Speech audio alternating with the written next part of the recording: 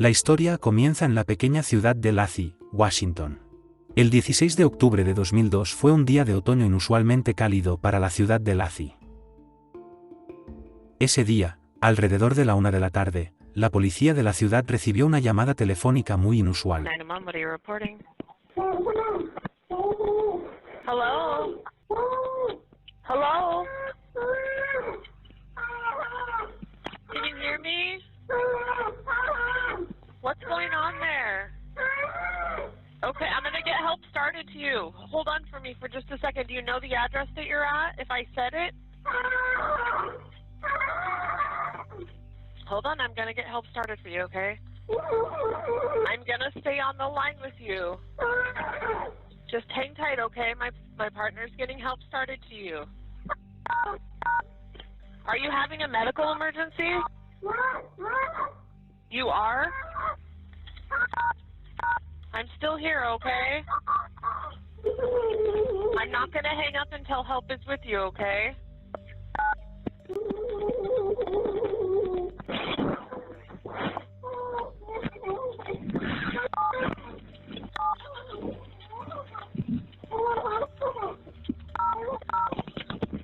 I'm still here. If you can hear me, I'm still here.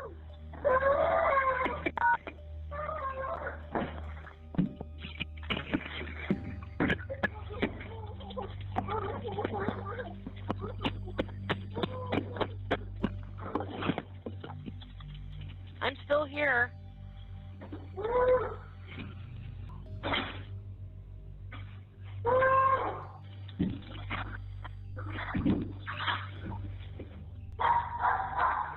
Are you still there?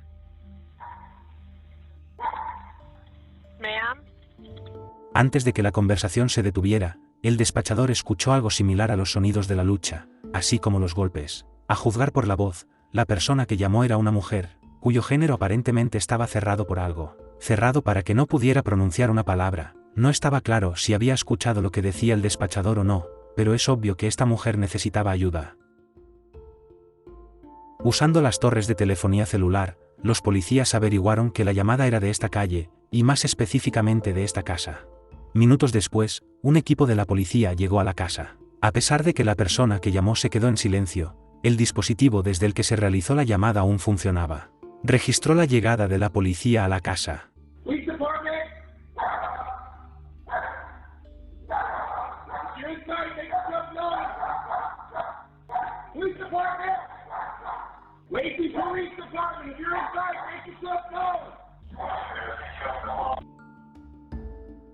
Los patrulleros que llegaron encontraron una casa vacía, con claros signos de que algo había sucedido recientemente en ella. La puerta del garaje estaba levantada y las puertas de la casa no estaban cerradas. En el piso, en el garaje, se encontró el mismo dispositivo desde el que se realizó la llamada anteriormente. Era un reloj inteligente.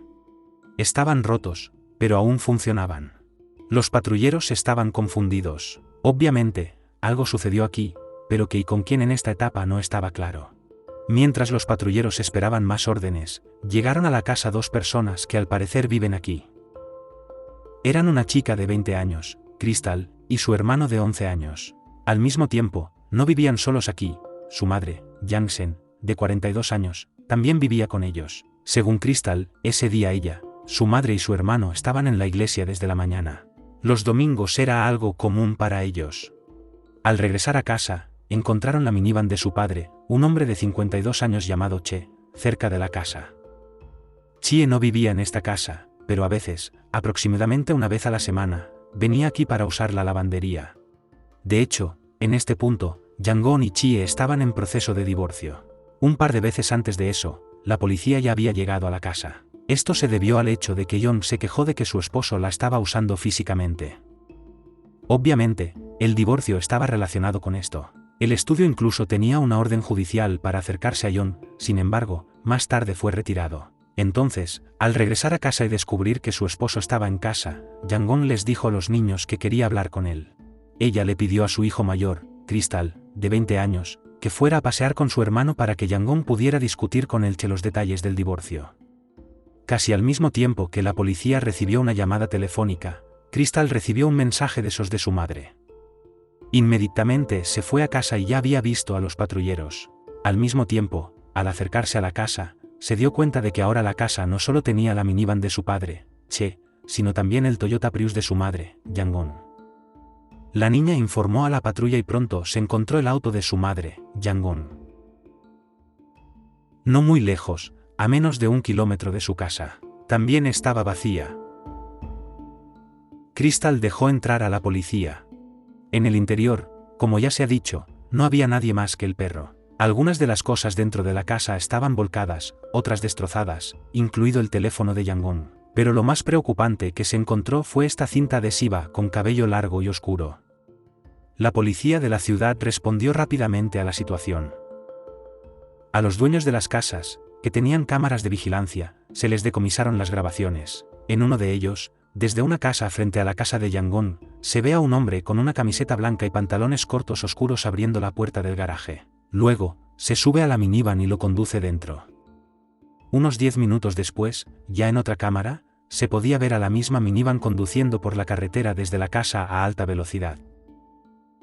Otro vídeo mostraba a la misma minivan pasando por un coche patrulla de la policía. Fue la que segundos después llegó a la casa de Yang-sun. Resulta que los patrulleros llegaron literalmente unos segundos tarde, segundos que finalmente fueron fatales. Además, varias cámaras más mostraron que esta minivan finalmente se movió hacia el sur, fuera de la ciudad. El vídeo de las cámaras mostró el cristal, y en él identificó a su padre, Che. Todo indicaba que Yangon había sido secuestrada por el esposo de Che. Rápidamente se lanzó un folleto con información sobre cómo se veían la víctima y el sospechoso. Pero no hubo comentarios. Y cuando el día cambió la noche, todos se prepararon para lo peor. Entonces, ¿qué sucedió realmente ese día? Parte de la historia ya la conocemos. Por la mañana, Yangon estaba con su hija y su hijo en la iglesia. Luego, al llegar a casa, Yangon encontró allí a su esposo, con quien estaban en proceso de divorcio. Para discutir un par de detalles a solas con él, Yangon pidió a los niños que salieran a caminar. A continuación, sucedió algo de lo que aún no hemos hablado. Durante la conversación, Chia se enojó con Yangon.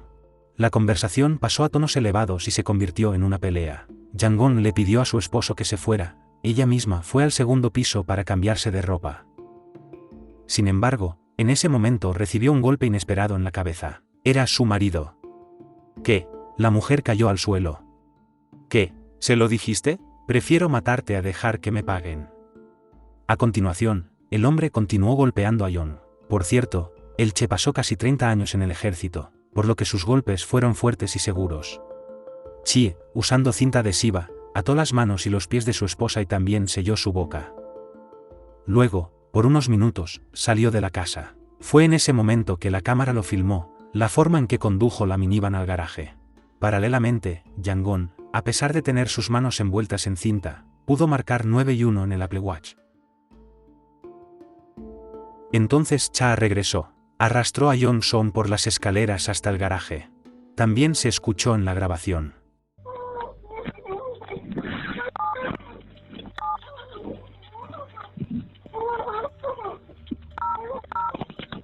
En algún momento, CHY se dio cuenta de que Apple Watch estaba activo. Luego tomó algo pesado, presumiblemente un martillo, y golpeó el reloj varias veces directamente en la mano de Yangon. Sin embargo, el reloj sobrevivió a esta serie de golpes. Salieron volando de la mano de una mujer, pero todavía estaban activos. Chie puso el inmovilizado Yong-san en el maletero de la minivan y comenzó a moverse fuera de la ciudad.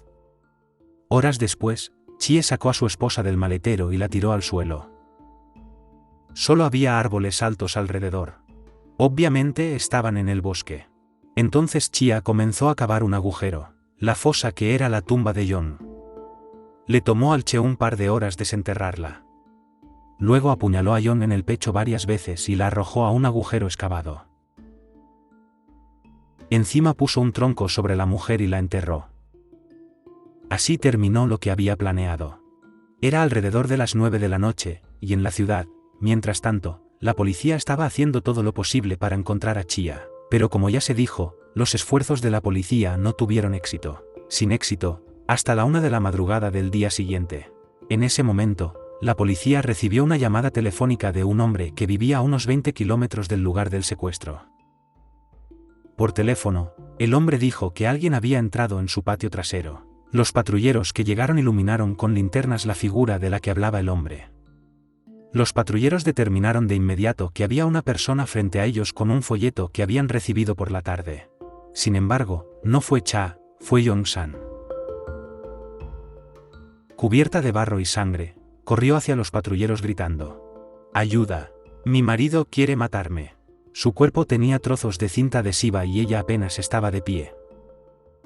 Una patrulla la llevó a una clínica cercana. Allí recibió los primeros auxilios. Entonces, ¿cómo logró salir de la tumba en la que fue enterrada?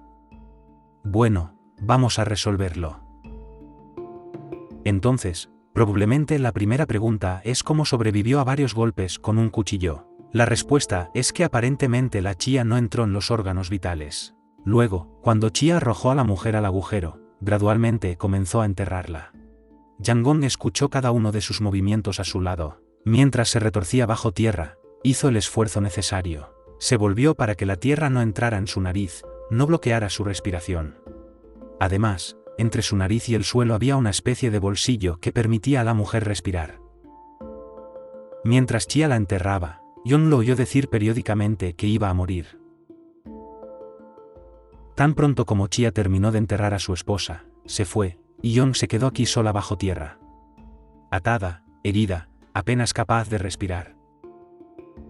Para su suerte, el pozo no era muy grande, solo medio metro de profundidad. Yang-sen pasó unas 3 horas en ese pozo. Durante este tiempo, pudo liberar sus manos de la cinta adhesiva. Entonces ella comenzó a desenterrarse. Tiró el tronco que Cha había puesto encima y se levantó del hoyo. Mirando a su alrededor, vio algo que la asustó. ¿Quién más estaba aquí? Sí, su monovolumen todavía estaba aquí, cerca de la fosa, a unos 50 metros. Sin embargo, para suerte de Yangon, sus ventanas estaban empañadas. Es posible que el hombre durmiera en ese momento dentro del automóvil, por lo que no reaccionó al hecho de que Yong-san salió de la tumba. Ella, en pánico, corrió a través de un bosque oscuro y espeso, tan rápido como pudo en ese momento. Corrió durante aproximadamente media hora hasta que finalmente vio las luces. Estos eran los faros de los autos en Stadman Road. Después de pasar por ella, llegó a la casa, donde más tarde fue encontrada por la policía. La policía comenzó a buscar en el bosque, pero no pudieron encontrar a Cha. Pero al día siguiente, alrededor de las 9 de la mañana, a las 9:01 recibió una llamada sobre un auto sospechoso cerca de Stedman Road. Era el coche del Che y él estaba dentro. Sin resistencia, se entregó a los patrulleros. Como resultado, Chie fue acusado de varios delitos: intento de asesinato, secuestro, amenaza de muerte y similares. Por el momento, se declara inocente. En la primera audiencia, el abogado Yong-san leyó un mensaje de ella. Please, no bail. I am really afraid for my life. I just want to emphasize that I fear him so much, and he will kill me again if he is out. Como resultado de esta audiencia, el Che se negó a salir bajo fianza. Se enfrenta a una sentencia de cadena perpetua. Sin embargo, dado que el crimen se cometió recientemente, el juicio en este caso aún no ha pasado. Lo más sorprendente de este caso es cómo Yangon sobrevivió, su voluntad de vivir.